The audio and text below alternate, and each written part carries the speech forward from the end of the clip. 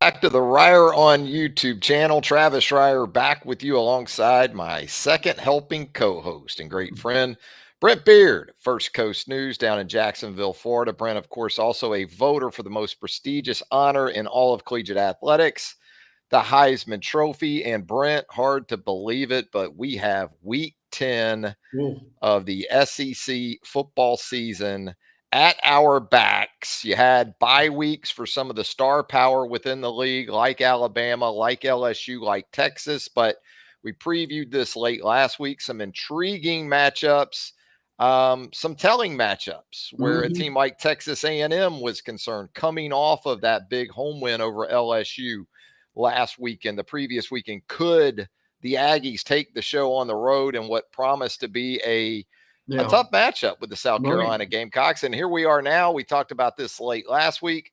You had one unbeaten SEC team going into the weekend. Well, there's none now, Brent. Yeah, no, there's not. In this conference at this point, it just, frankly, the teams that are mature enough to go on the road after they get a big win and get another win after that, they're really heading for something. But that doesn't always happen in this league. It's just too much going on, just too many possibilities. But still, I mean, it is and Travis and I share notes together. And when you've got a league right now, no undefeated, 2 at 5-1, 4-1, 2 at 3-1, 3 at 3-2, and a 2-2. Travis, really literally all over the place, is it not? As our show mascot comes on. Chino wants to chime in. And also in our show chat, there's Tex Tider. By the way, we appreciate all of you tuning in live on this Monday morning, the Monday after week 10 of action in the Southeastern Conference. Again, we're going to take you from early to late from last Saturday. Chino is going to help us do that as well as the official licensed show mascot. And you talk about going on the road in the league, and we'll talk more about this with Texas A&M and South Carolina coming up a little bit later. But we really hadn't seen A&M in this spot under Mike Elko to this point in terms of targeted, right? After the performance against LSU. I mean, A&M had road wins over Florida, over Mississippi State, I guess, but an entirely different animal. Little Chino pun there too, as he checks in. But no, we'll get into all the action. And where we'll start, Brent, is we will start with that early game. Arkansas hosting Ole Miss. We wondered which Arkansas we would get in this home game because we've seen Arkansas shock Tennessee at Reynolds Razorback Stadium. We've seen Arkansas get blitzed by LSU in that same venue. It was more of the latter, boy, as Lane Kiffin's Rebels rush out to a 35-10 halftime advantage. Never really looked back from there. Jackson Dart with an all-time performance, 515 passing yards, 6 touchdown passes. And the Rebels, we talked about this last week too, not a team that's probably going to run the ball consistently enough to be a real factor maybe in the college football playoff discussion when it really comes down to it. But against this Arkansas defense on Saturday, Jordan Watkins with a career day, catching the football, a couple of 100-yard receivers, really 3 because you had Daquan Wright with 99 yards. But Lane has had some stinkers in Fayetteville, whether it was as the offensive coordinator at Alabama back in 2014. I remember Matt Corral for Ole Miss throwing, 6 interceptions in Fayetteville back in 2020. But this was a masterpiece for Lane and this Ole Miss offense. You know, what's amazing about this game, several things. You mentioned the record, 555 yards. I mean, that's just unbelievable. Can't you imagine what that Arkansas secondary room would be like this morning with the coaches? The previous record, Archie Manning, 540 versus Alabama in 1969. And by the way, I was at that game. Along with twin brother Brent, and Trav, the significance of that game was it was one of the early big time, prime time television games. And if I remember this right, Trav, it was Scott Hunter and Archie Manning, Yep. and this was like 33-32 type thing. Alabama won the game, but tremendous what Dart was able to do. And Travis, the other thing, how Ole Miss set this kind of record was amazing. Without Trey Harris, Yep. they didn't have their left guard Nate Capolo, and Henry Parrish, who you've talked about a lot. He left the game with a leg injury. So Trav, not only did they do it, but they did it without some of their better players. Yeah, Archie did it on his own all those years ago. But even literally. Austin Simmons comes into the game for Ole Miss and goes 3 for 3 for 47 yards and a touchdown of his own. So 7 touchdown passes total for the Rebels in the game. I mentioned Jordan Watkins as a guy that would need to continue to step forward if Trey Harris was indeed out once again this week. And 8 catches for 254 yards and 5 touchdowns. I'd say he stepped up pretty good. Caden Lee with a big game, right? We mentioned, but this is one for all time for Jackson Dart. And, you talk about numbers not always telling the truth. They say numbers don't lie. Well, they did for the Arkansas offense. Arkansas passes for 365, rolls up around 500 total yards, but it was mostly filler. Give Andrew Armstrong credit. He is a legit number 1 receiver for this Arkansas offense. He goes 6 for 135. Tight end Luke Haas, 5 for 77. But the run game was going to have to be a big part of it too for Arkansas. And without its top option once again this week, just not enough in that area. And I'll be brief on this, but Trev, what about Arkansas right now? They're off this week. They're 5-4, likely going to a bowl game. That bodes well. Obviously, Bobby Petrino has made a difference with this team. Boy, the difference was the defense went in another direction, but they also caught a on fire Ole Miss team. Some and I'm just going to say rumors. I don't, until we know more about it. But when you have a loss like that, stuff always comes up. Rumors about Pittman maybe retiring at the end of the year, maybe Petrino or someone on the staff possibly taking over. We're not saying by any stretch of the imagination that is true, but look, I still say they've had a pretty good year. Crucial last few weeks coming up for the Hogs. The season really comes down to Louisiana Tech. Really, I think if you injected Arkansas fans with true serum before the season, and said, "Look, you're going to go 6-6. Would you take that right now with this schedule?" I think most of those folks would have taken 6 wins and a bowl trip for this Arkansas team, but you can't let the unthinkable happen. This isn't even a Skip Holtz Louisiana Tech team this year. So you have to win that game. You still get Texas at home. And as we talked about last week, the road game at Missouri to cap the regular season. Who knows what Missouri's going to look like? Really? But one thing that you can't do is get your quarterback sacked. 8 times. And that was the case for Taylon Green and Malachi Singleton. You attempted just 28 passes in the game, and your quarterback was sacked 8 times. Now, if you push that up to 35, 40, that's still about once every 4 or 5 dropbacks. That's hard to sustain. Give Ole Miss credit.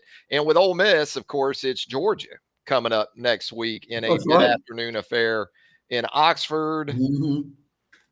We'll get more into this later in the week. I still think this is a bad matchup for Ole Miss because you have to have some semblance of a run game that doesn't necessarily involve your quarterback. I thought Florida was able to get some of that in the game against Georgia on Saturday. We'll talk about that one coming up in just a little bit as well. Oklahoma, a feel-good performance, Brent Beaird, from the Sooners at home against the visiting Black Bears of Maine. Jackson Arnold throws for 224 and 2 touchdowns. But I think the real story, if there was one, given the competition, is that Oklahoma ran the football for nearly 400 yards. And that's something That's something they really need to at Mhm. least continue some semblance of. You're not going to run for 384 once you get back into the league, but the effectiveness of Javonte Barnes and Taylor Tatum and even Jackson Arnold when he has his number called. Well, and this is a crucial week too for the Sooners. Certainly had to feel good about scoring that many points, even against the opponent. But and without peeking too far ahead, these are two teams in Oklahoma and Missouri that play this week. That's going to be huge for them. Oklahoma 5-4, really needing to go to a bowl game. I mean, it's not going to be the bowl game probably their fans won't necessarily at this point.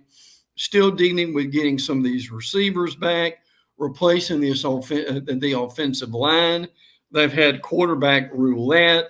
Like South Carolina, they can depend on their defense at this point too. So big win, but need a lot more help coming up over the next few weeks. They do, and you still got, I think, Alabama and That's right. LSU on the schedule. Yeah. To cap the regular season. So to reach bowl eligibility, you'd certainly like to go ahead and take care of that sooner rather than attempt to do it later, for sure. The Auburn Tigers and the Vanderbilt Commodores. We talk about numbers not telling the story. Vanderbilt just 227 yards of offense, but still a winner by 10 at once was considered to be an absolute pit and still can be on occasion, as we've seen at Jordan-Hare Stadium. It wasn't a prolific game for Vanderbilt quarterback Diego Pavia, but here's the thing that Vanderbilt does well. A couple of things that Vanderbilt does well, but offensively is that side of the ball typically doesn't put the defense and the team in general in a bad place. Pavia makes a lot of highlight plays, but he doesn't turn the football over at an astounding rate. So against this Auburn team, take care of the football, maximize red zone opportunities, which Vanderbilt did, and then play great defense against an Auburn offense. Am I reading this right, Brent? Auburn did not have a red zone attempt in the game against Vanderbilt on Saturday. That probably tells you all you need to know about that offensive side of the ball. But look, Trav, the Vanderbilt situation. Trav, let me see a show of hands on Interstate 65 going from Birmingham to Nashville about all the people that thought Vandy would be 6-3 right now. No. Bowl eligibility. And look, even and going way beyond that, maybe. But listen, I know you called this the thing to me that was so Vanderbilt about the game. Okay, the game's on the line. Vandy gets the ball, Trav, and they go. It was about 80-something yards in almost 9 minutes. 9 minutes and score, and they basically put the game away. This is what you said about them all along, and it really bears out. Trev, don't they 3 and 4 yards you to death? I mean, it just, I mean, they're just absolutely machine-like in their efficiency. We'll get to Auburn in a minute, but I want to give them their due as to what they have done and how spectacular that is. And then this weekend, they've got South Carolina. Is this the greatest home schedule Vandy's ever had in 1 year? Suddenly a very intriguing matchup. When you looked at South Carolina at Vanderbilt back in, say, August, you thought, well, it'll be kind of that early to mid-afternoon game on SEC Network. Right. It'll get you to the games that you really want to see on what is going to be just a fantastic, or at least has the appearances of a fantastic Saturday coming up in the league. But Jarquez Hunter, after going for nearly 300 yards at Kentucky, carries 12 times for 50 yards. And it's a bad spot to be in with that Vanderbilt offense. Alabama found it out. That's right. Vanderbilt had the football in that game for like 40, 42 minutes. Alabama had it for like 18. If you are chasing Vanderbilt late, it's not a good place to be. No. Not just because of the style of offense, but because it seems like Pavia and those guys are at their best when it's closing time. And once again, Pavia and the Commodores slam the door on an SEC opponent. Peyton Thorne, statistically, you look at it, 20 for 29, 239, a touchdown. He was sacked 3 times. But again, Vandy seems to avoid turnovers, and Vandy avoids negative plays. They don't find themselves. They play pretty clean football on the offensive side of the ball. And I just can't say enough about Pavia. Tim Beck coming in from New Mexico State. You know, Eli Stowers coming in also. But, boy, for Auburn, you just really wonder right now, okay, is it already that time for Hugh Freeze?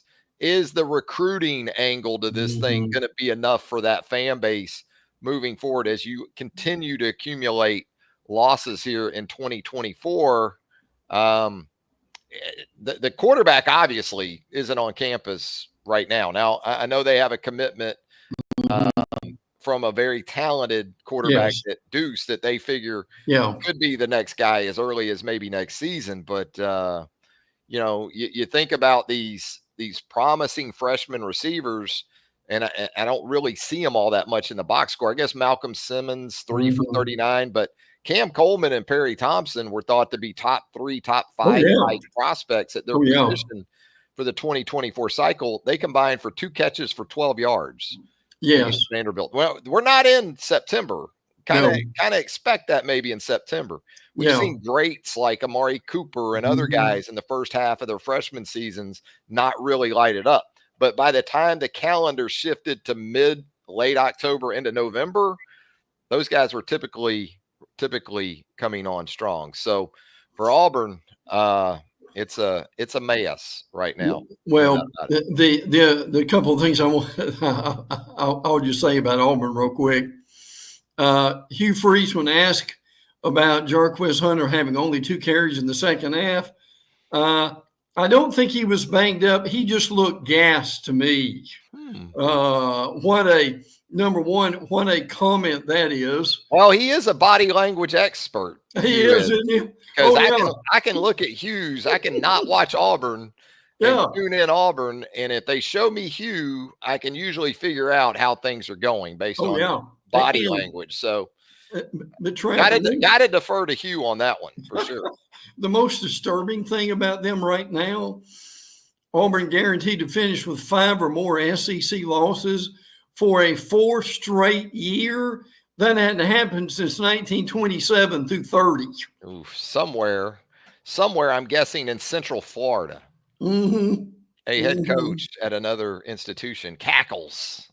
And that would be, of course, Gus Malzahn. Hey, let's get into Georgia and Florida, the cocktail party. And boy, based on some of the viral clips we saw from the bleachers, it lived up to its reputation. Tough look for the city of Jacksonville. And you don't like to see that stuff. You like to see it far more about the football game, especially for a series, as you noted prior to us coming on, just recently extended its partnership with the First Coast. But on the field, boy, I didn't have this game being 20-20 in the fourth quarter, especially if you told me DJ Lagway wasn't going to play more than a half of football.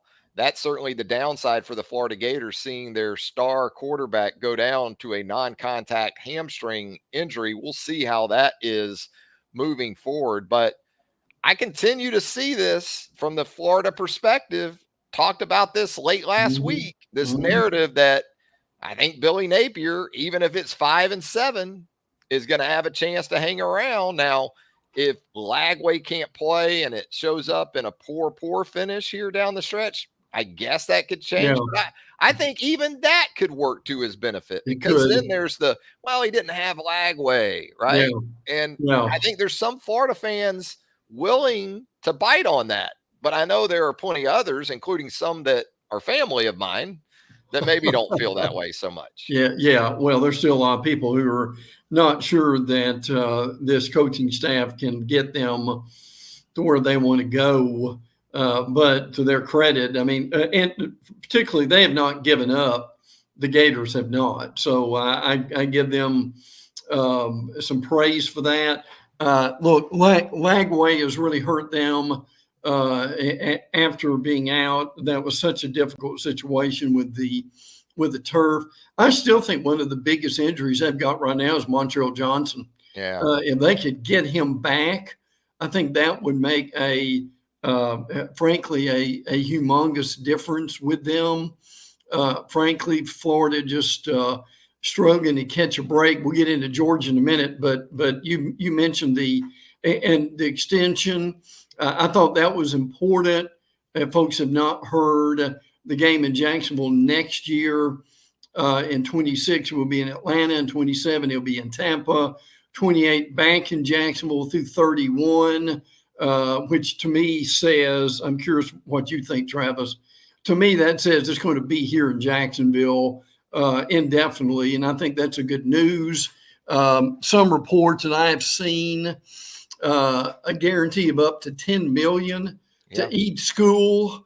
Trev, you and I talked before that they would probably have to, if someone said, overspend in order to get the deal done. But look, you and I both know for the money that brings in to this city, Trev, I still think that's a drop in the bucket, frankly. What we used to joke about how underpaid Nick Saban was, making double digits in the millions. I think regardless of what the money is for a neutral site game, it's worth it for this city and the future of this city. Yeah, I think I saw the financial impacts like $20 million a year. Yeah. On the area. Now it extends beyond Jacksonville because St. Simon's and absolutely Sea Island and that up there, that's certainly a big Georgia stronghold that weekend, but it counts as sort of Jack's Metro if you want to extend it into South Georgia from Duval. So absolutely. If you keep the money right, I think that's the lesson we've learned in all this. Yep, it is. You can keep situations like Florida, Georgia, Georgia, Florida. You know, Pops always says the winning team gets to get called first. So Georgia, Florida right now. Yeah. But yeah, with Florida, it's just what's Lagway's status. I know there was some post-game optimism actually that perhaps it wouldn't be a season-ending type of situation. I guess we'll learn more of that from Billy Napier coming up here shortly. But what a tough situation for Aiden Warner, the freshman, the newcomer from Winter Park to jump in there. I give the guy credit. I mean, obviously it was an impossible situation for him. But I thought he handled it about as well as you could. And you talk about the running back situation for Florida, even without Montreal. I thought Jacoby Jackson, Jaden Ball, you look at their numbers, 29 combined carries for 138. So again, when I think about, Ole Miss coming up this week for Georgia, I don't think Ole Miss is even going to have something close to that level of success. But give the Gators credit in a large part. I thought once Florida realized that, you know what, the zone read game really doesn't have a place without Lagway in the game and just kind of went more traditional run with the backs. That worked out well. But what about Georgia? Is this level of quarterback play, this sort of bipolar quarterback play with Carson Beck? Is it good enough big picture wise for this team to get to where it wants to go? Because he throws 3 more picks. You think about some of the biggest stages he's been on this season. And I think about Tennessee coming up down the road, even though that game's in Athens. I don't like seeing that number, those 3 or more interceptions for Carson Beck. The run game was good enough. Nate Frazier did a nice job. The freshman of jumping in there for a banged up Trevor Etienne. But defensively, I thought Georgia was okay. I mean, you look at the total yards for Florida and it looks really good, but to kind of get gashed like they did there in the fourth quarter with a third string quarterback on the field, really, that was even a little bit surprising. But I know Kirby will be the first to tell you it's not easy. It's not easy in this league. So Georgia gets the job done and heads to Oxford next. Well, and look, I thought maybe the turning point of the game, and again, this goes back on Billy Napier to get him a bona fide special teams coordinator. But I thought that botched field goal. Oh, wow. Changed the game, just inexcusable in so many ways, and what a difference that can It was make. a 10-point swing. It was. I mean, really, because you not only lose the 3 there, the snap goes 30 yards into your own territory and sets Georgia up on the short field. It was a monstrosity. Now, real quick, I'm curious your take on Beck. Tell me what you see. I mean, Trav, right now, he's not seeing the field well. His footwork is not good. And his body language is not awful. It really is better. I didn't expect Kirby Smart to need to give Carson Beck pep talks in November of this season. But after every one of these turnovers, Kirby is approaching and addressing Carson Beck in a way like you would expect him to do with a guy like Aiden Warner. Yeah, absolutely. So that's probably my biggest concern. Yeah. Now, to me, Carson Beck is sort of, right now anyway, he's discount Trevor Lawrence. To me, he looks like Trevor Lawrence. Physically, his skill set is similar to Trevor Lawrence. And there are these times like Trevor Lawrence at the end of the Eagles game yesterday where there's the inexplicable newcomer like turnover that you go, what? And so that's where I have Carson Beck right now. I still think he's capable of being what this team needs it to be to help it get to where it needs to go. But wow. Some of the stuff we've seen, and then the look in his eyes sometimes is like done. Like he's done. So, I worry a little bit about that going to Ole Miss. But you know what? There was a lot of that same talk before Georgia went to Texas. Well, there was. And then won the game with its lines of scrimmage. Now, Ole Miss defensively, we'll talk about this later in the week, is built differently now in that front seven where they can make it more about Carson Beck than they would have been able to in previous years. They're capable with this team of making Carson Beck have to do more than maybe even he would want to do right now. Well, and Trav, what they've also got to do, right, they've got to get Trevor Etienne well. Yeah. He had that rib injury, and Etienne, where he helps them, to me, is not only in the run game, but he's one of their more reliable receivers. So he's had a season similar to his brother in Jacksonville. I know I'm making these Jaguar analogies with Georgia skill guys, but that's really what Beck and Etienne remind me of in some ways was Trevor and Travis Etienne at Clemson. Yeah, it's really kind of uncanny in some ways, for me anyway. But I like Frazier though. He does some things though. He runs hard, don't he? He runs hard. He reminds me of Josh Jacobs in his running style. But then he'll do some stuff that just drives Kirby Smart nuts. It really does. That's the Gator chomp throat slash at the end of his touchdown the other day. And as soon as he did it, I said, well, here comes Kirby. And I tweeted it. I think I tweeted it during the game. I don't watch every snap of Georgia football, but whenever I watch Georgia football, Kirby Smart is ripping Frazier's ass. He is. Yes. So but he came through. He came through against Florida, no doubt. He did, and I know he's trying to make him a better player. I think he sees something in him. It's there. That is worth going through it. But Trev, it was like when Nick Saban was coaching. When Kirby and Nick meet you about halfway to the sideline, that's not a good thing.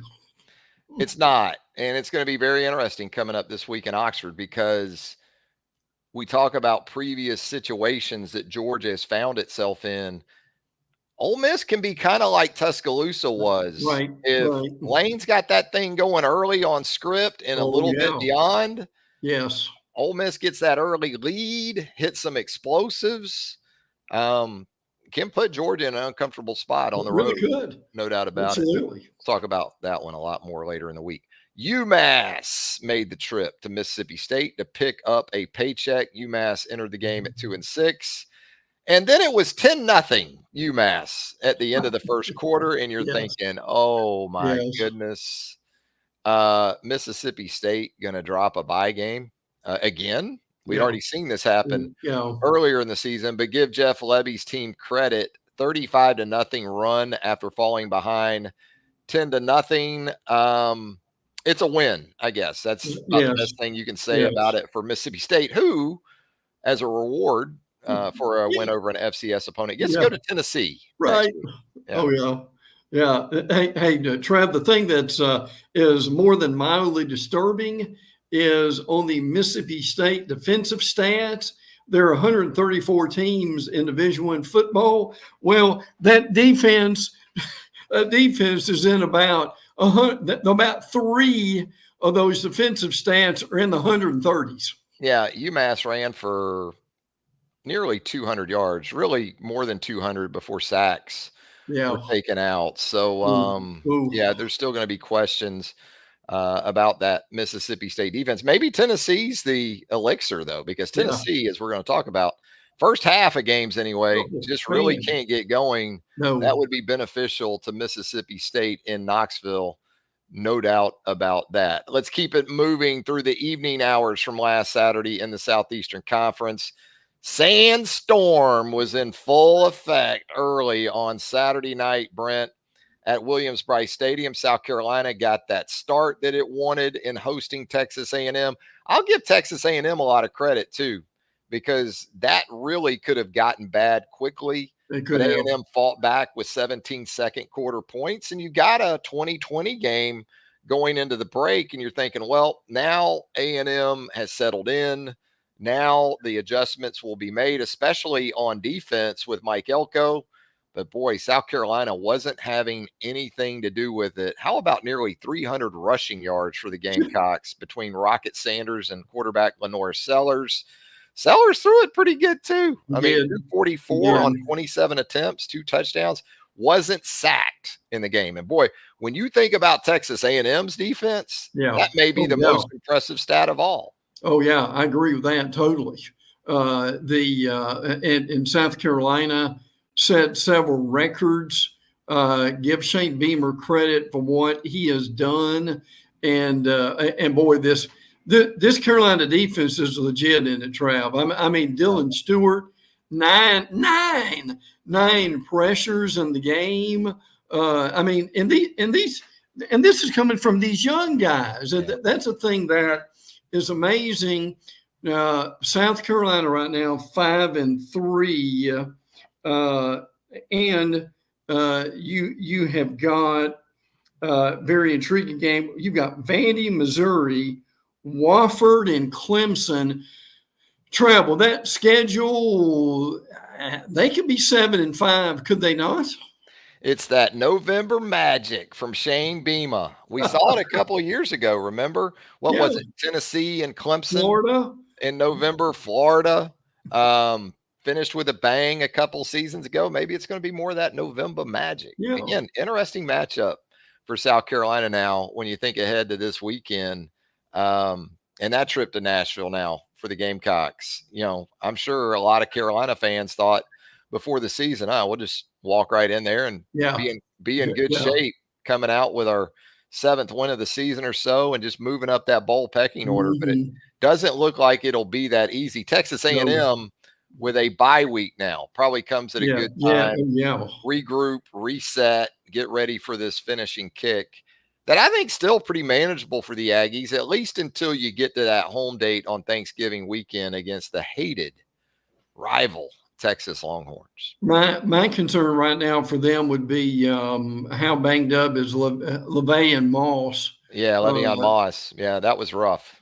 It really was. Now, I've seen, you probably have too, some people say it may not have been as bad as it looked, but I can tell you, you and I have seen enough of that, and that didn't look good. So, certainly hoping he is going to be okay because he runs hard too. So hopefully he'll be back as soon as possible. Yeah, and see, this is where it adds up on you because you lose a back like Reuben Owens in the preseason, and you think, well, we still got 3 or 4 guys. And now you get into mid-November, you lose another guy. Absolutely. Amari Daniels can go. Daniels can absolutely go. He averaged 6.4, had the 56-yard run That was very impressive. You've got Emmett's kid, EJ Smith, is some depth, Mm-hmm. but Elko did say post game that it looked better post game than it did on the field at the time. So hopefully that is the case for Le'Veon Moss, because he is huge to that offense. And,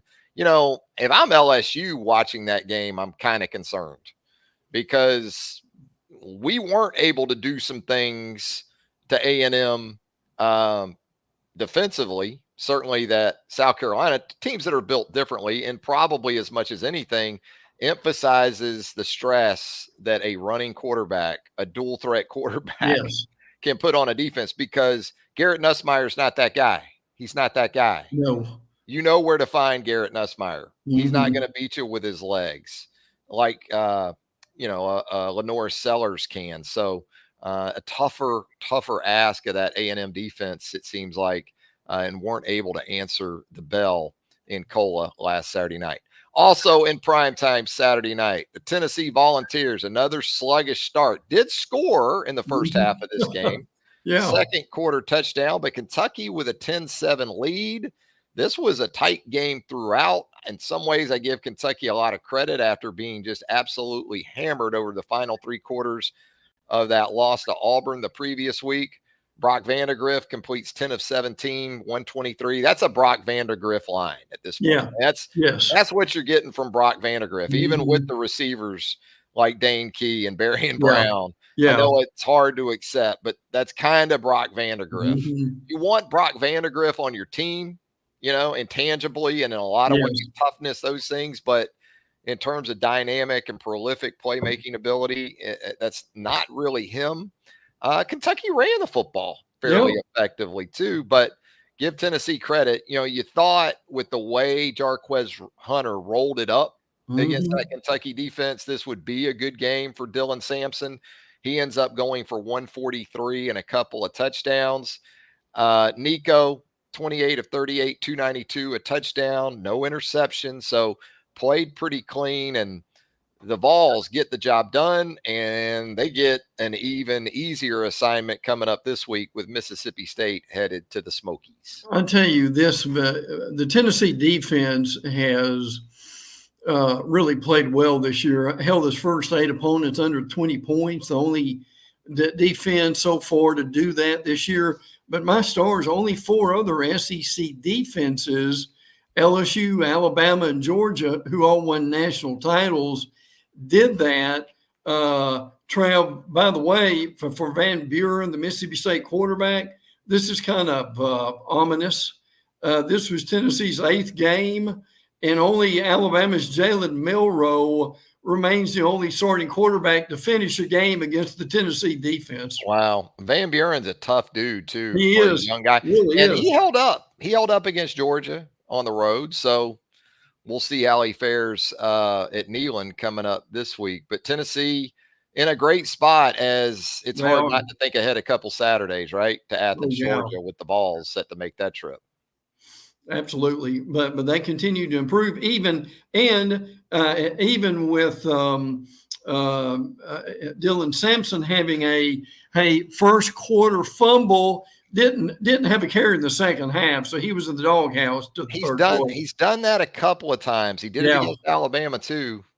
Got to take care of the football, no doubt about that. But Tennessee gets it done against the rival Wildcats. How about Miles Kitselman too for Tennessee in this game Saturday night? The former Alabama third or fourth or fifth tight end. Yeah, really. I think he's a starter now at Tennessee. He's not bad. He had 6 catches for 97 yards against Kentucky. It's a good night. And a touchdown. So I think for Tennessee, they've had some key injuries already. So it kind of goes back to that for the Vols here down the stretch. I think Dylan Sampson, even with some of his reliability issues, he is so critical to that offense. I think a guy like Cade Mays at the center position kind of falls into that category too. I know they've had some injuries at wide receiver, had some guys beat up. So, you know, kind of how they can sustain health against a team like Mississippi State. They're going to beat Mississippi State. Yeah. What you don't want to have happen with what's still on the bone for Tennessee is injuries to key guys in some of these games. like that. Lance Hunter here in the show chat, he chimes in, Brent, about the importance of what Georgia still has on the table. It's a good point by Lance. Says Georgia could fall behind with a SEC loss.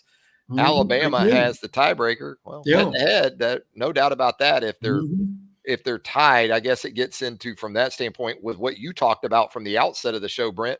Hell, you could have like a really 4-way tiebreaker at 2 losses or something if it comes down to it. But the games, as much as we worry about the importance of the regular season, the integrity of the regular season taking a hit, the games, it feels like playoff mode already in the SEC as we go into next week and beyond. You got Alabama going to LSU. Lance talking about Bama having the tiebreaker. Well, only if Alabama goes on the road and beats LSU. So some big items on the menu still for these teams. Well, and Trav, and this is that is a great example of why Greg Sankey and Tony Petitti, the commissioner of the Big Ten, both those conferences, Trav, they're trying to get 4 guaranteed spots for the teams in their conference. They realize, and what you said is just a great example of that. With all these teams bunched up, that might not happen this year.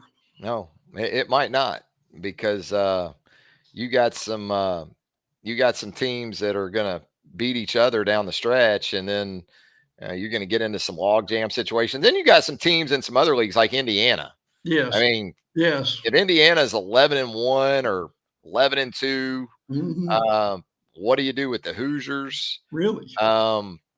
Under Kurt Signetti and just this sort of magical first season, the former Alabama assistant doing a great job in Bloomington in his first season. So much around the country still. Also from the Group of 5 perspective, how that sort of plays out. Yes. Big 12. Clemson helped the SEC. Well, they did on Saturday night. I don't think there's much doubt about that. So Louisville going in there and just taking apart Dabo's Tigers. So the point being, still, even though we're getting into mid-November-ish, still so much that can happen. We've seen that. We saw that even with the 2-team or the 4-team, but with 12, one of the things that got my attention for our viewers, Travis and I have a real affinity for the military schools. Now, here's Army. Here's Army 8-0 for the first time since 1996. What really gets my attention is, Trav, Army has one turnover so far in the whole season. Running that triple option, man. Now, you got to pitch it. So you would think, you know, you could, and even on the fullback mesh, you know, the quarterback pull or keep or give, that's discipline, my man. That's West Point. That's what they pride themselves on at places like Army, Air Force, and Navy. And we got the Army Navy game coming up in about a month. Always love that one.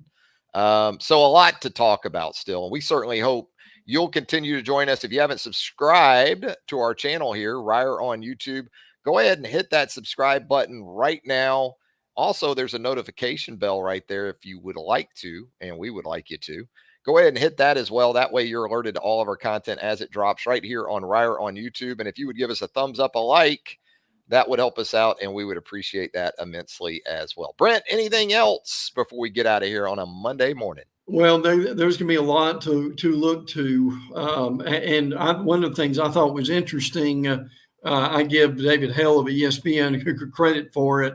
And this is what we thought would happen with the 12-team playoff. Now, look, this is stretching it a bit, and we understand that, and I won't belabor the point, but he's saying right now in November, there may be 33 teams that are still worth monitoring for the 12-team playoff if certain things went correctly. So, look, this is a boom for TV.